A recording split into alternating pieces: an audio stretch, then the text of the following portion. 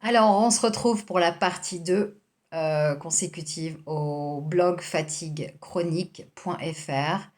Donc, le résumé, le fameux résumé du livre qui n'est pas disponible en français, écrit par le docteur Di Nico Antonio au sujet du sel. Donc, la partie 2, la guerre du sel. Tout a commencé en 1954 avec le docteur Lewis K. Dahl, qui a constaté que les populations qui semblaient consommer peu de sel avaient peu d'hypertension, telles que les Inuits. A l'inverse, ceux qui consomment de grandes quantités de sel, tels que les Japonais, ont de plus forts taux d'hypertension.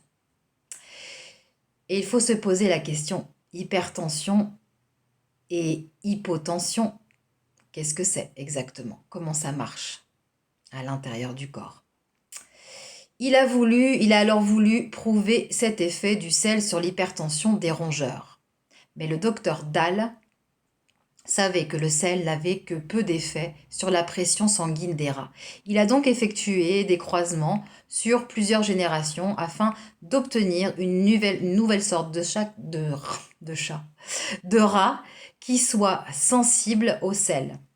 Il a alors pu montrer un lien entre le sel et l'hypertension, mais uniquement sur ces rats modifiés. Ces travaux ont grandement relancé la machine en faveur de la réduction du sel. Nous sommes faits pour consommer du sel.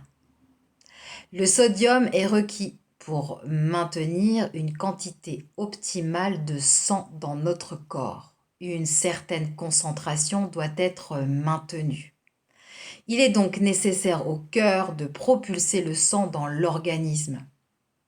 Le sel est nécessaire à la digestion, à la communication des cellules entre elles, à la formation des os, à leur résistance, ainsi que pour prévenir la déshydratation, comme nous le verrons plus loin.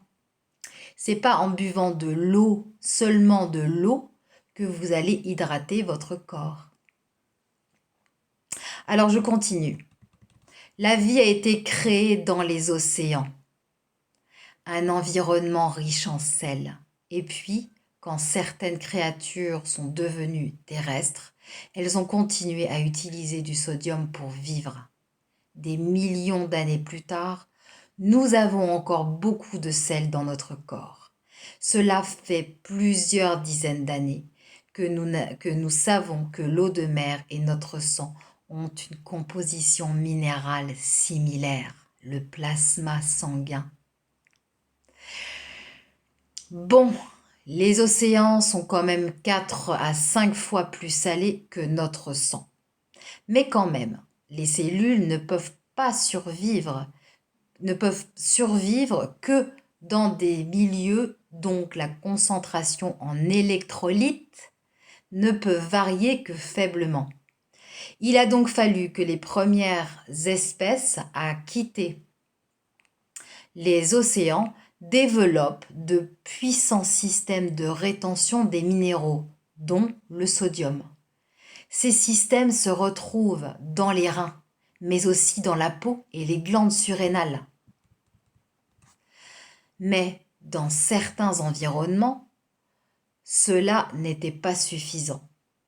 De nombreux animaux ont donc dû développer une forte attirance pour tout ce qui est salé afin de maintenir des niveaux suffisants. Certains animaux chassent leurs proies dans les mers et océans. Ils ingurgitent alors des quantités massives de sel. Pourtant, la concentration en sodium dans leur sang n'est pas très différente de la nôtre. Il faut donc que leurs reins soient capables d'excréter des quantités massives de sel.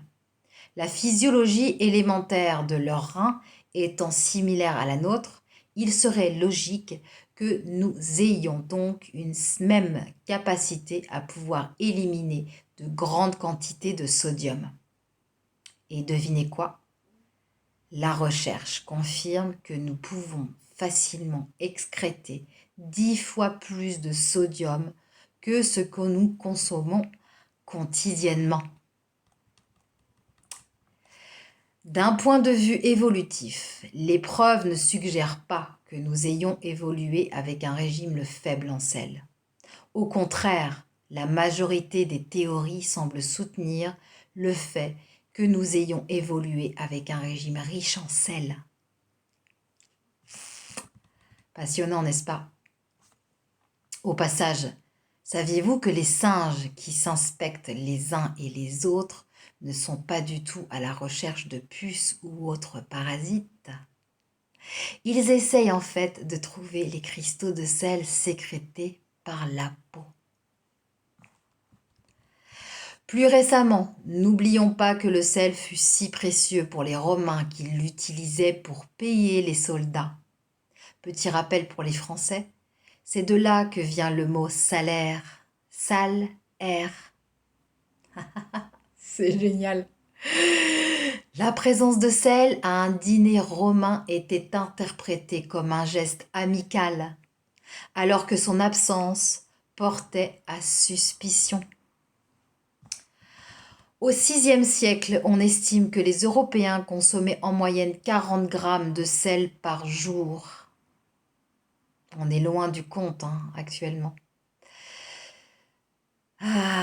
Au 8e siècle, 70 grammes, principalement issus de harengs et cabillaud salés, soit 4 à 7 fois plus que ce que nous consommons aujourd'hui. En France, en 1725, lorsque des rapports détaillés étaient effectués sur les recettes du sel à cause de fortes taxes, la consommation journalière était entre 13 et 15 grammes par jour. À Zurich, en Suisse, c'était 23 grammes par jour.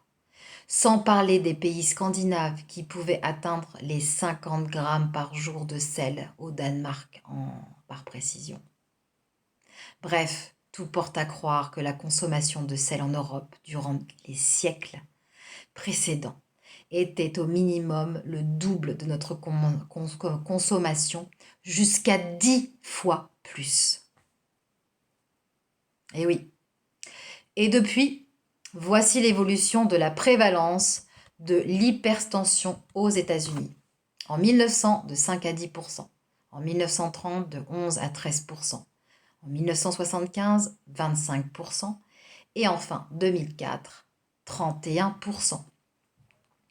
On a réduit le sel, mais pourtant le taux d'hypertension ne diminue pas. Et les maladies chroniques non plus. Comment en est-on arrivé là alors? Grande question. Défaut, pas dans la recherche, de l'arrogance, des conflits d'intérêts et un refus obstiné d'avouer ses erreurs. Tout est très bien détaillé dans ce livre, mais bien trop long à résumer ici, malheureusement. Je vous reprends, j'ai encore que 8 minutes, donc je préfère recommencer une nouvelle vidéo. Et je vous mettrai bien évidemment le lien de ce super blog en commentaire. On se retrouve tout de suite.